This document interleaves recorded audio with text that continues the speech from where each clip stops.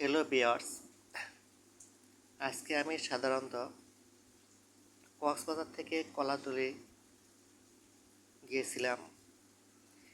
এখানে আমার পাশে জাল দিয়ে অনেকে দোলনা তৈরি করেছে।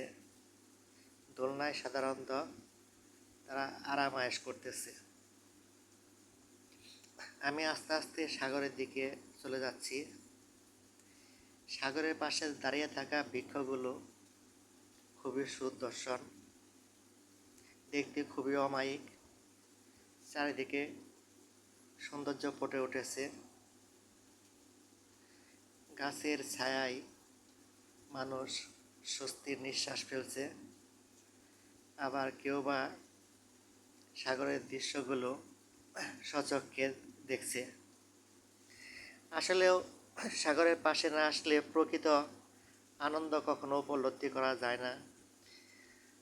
মানুষের কাজের শেষে ভ্রমণ জার্নি খুবই গুরুত্বপূর্ণ। ভ্রমণ করলে মানুষের মন প্রাণ প্রফুল্ল থাকে এবং হাসি আনন্দে ভরপুর থাকে। আমি এখন